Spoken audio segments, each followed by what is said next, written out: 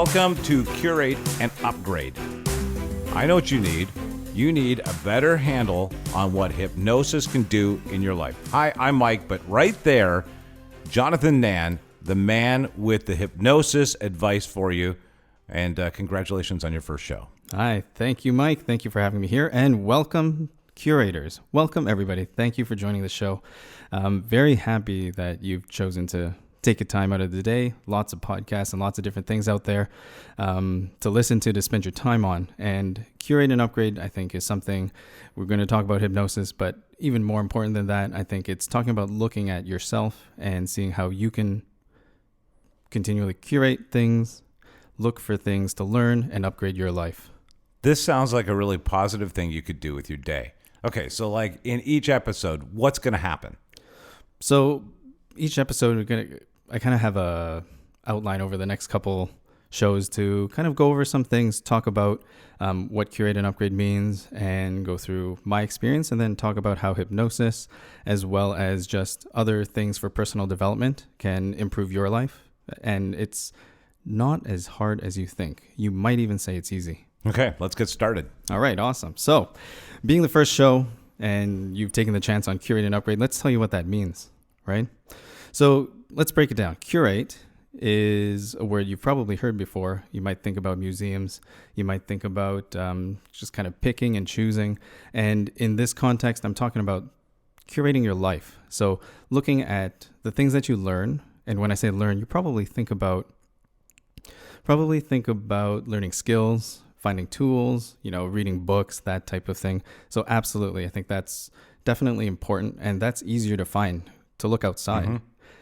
The thing that's a little bit more difficult to do for some people is to look inside and curate and learn about yourself. So that's the other part of this, and that's where the hypnosis angle comes in. So talking about learning outside resources, but really throughout these shows, what I'd like to focus on is how you can start to look in on yourself and learn more about yourself. And then to upgrade, because you're going to be learning all these wonderful things, how do you put them into practice? So that's basically what we're talking about. Cool. That's a really cool way to look at it. Let me see if I got this right. Yeah. Okay. We're going to look inside ourselves, take stock of what's there, and then upgrade what's inside ourselves to be a better person. Absolutely. Wow. Absolutely. All right. Yeah.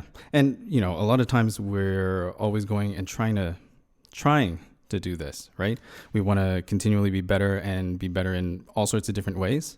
But sometimes we have difficulty with that. Mm-hmm. And a lot of times we're just in our own way, right? Yeah. A lot of the answers that you find for some of those personal problems, the only place that you'll find that answer is inside. So we're going to go and talk about that and understand what all that means. All right. So I think one of the most important things really is to understand that it's always a process. It's always a journey, so that as you go along this journey, you're looking and accepting things about yourself. And sometimes that's difficult, especially when we're talking about negative emotions, negative feelings, reactions to different things. And sometimes we don't know, when we don't know how to deal with them, we get stuck. We kind of get in a loop, and sometimes we ask the wrong questions. Being able to ask the right questions can help move you in the right direction.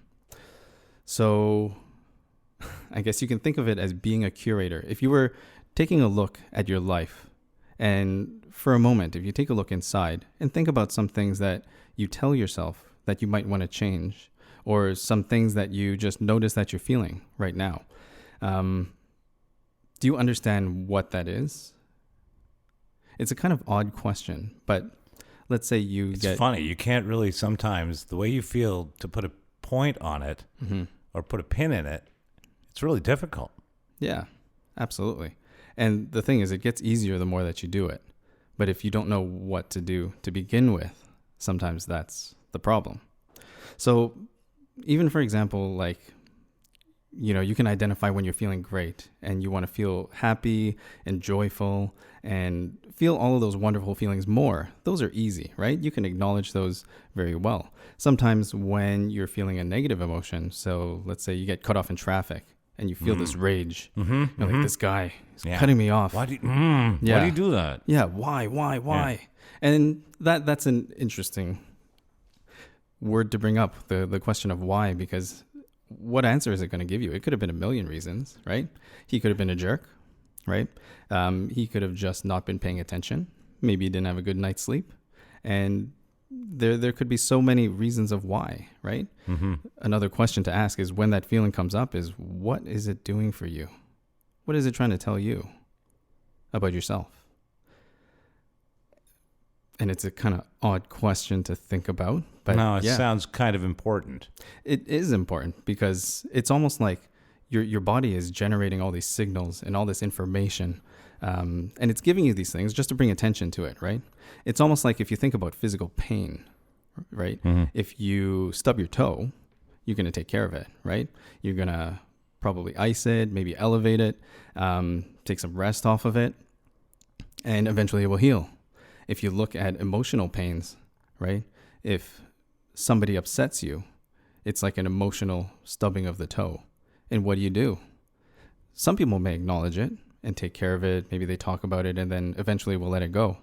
And others may ignore it and just leave it aside and push it down deep where you can't access it anymore. And then you can't deal with it. The interesting thing is, if you think about it, your body is set to heal itself. You just have to give it that opportunity. And one of the things is, and even from my personal life, I think growing up and learning and going through school and university and all of these things, you get all this education, but nobody really tells you or teaches you how to go about and deal with some of these emotions, right? You might learn it from your family, your parents, your friends, but the picture is not always complete. So I think that's something that's really important, and that's kind of what we're going to be getting into over the next couple episodes. Wow, this is really important. Yeah. Yeah, and if you can become stronger from these tools that you're going to get within this show, yeah, good. Absolutely. And, a lot of it is just taking a moment to think and reflect. It's especially when we're rushing around and, you're listening to this podcast now. You could be driving, you could be doing other chores or tasks, or who knows what you're doing right now.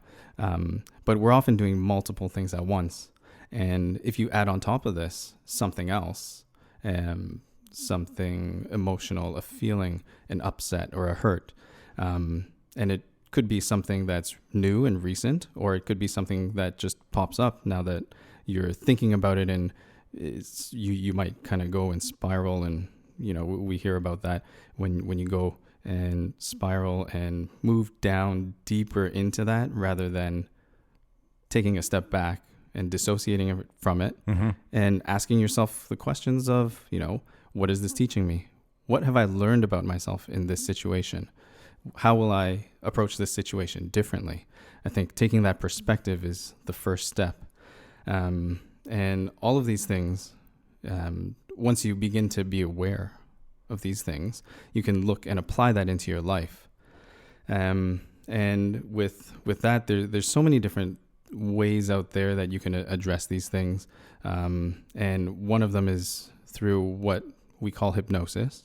And I think overall, we don't really understand, or not many people have a good idea of what hypnosis is. It's kind of a word, and it has a lot of different meanings. And that's mystical and absolutely magical sort of connotations because of how it's been presented to us in entertainment forms, right? Absolutely. Yeah. There's a lot of entertainment and stuff in media and just general kind of pop culture knowledge about that. But it's really something that's a lot more simple than that. And we'll save that for another show coming up very soon, I think. This is Curate and Upgrade. Jonathan, I'm already entranced by what we're going to be doing here. I think you probably could tell. Please do me a favor, subscribe, tell a friend about the show. And if people wanted to reach out to you, is there someplace they could? Follow me on Facebook at Curate and Upgrade, or find me on Instagram at Curate and Upgrade as well. And just for you podcast listeners, find me at curateandupgrade.ca/pod offer for some awesome stuff just for you.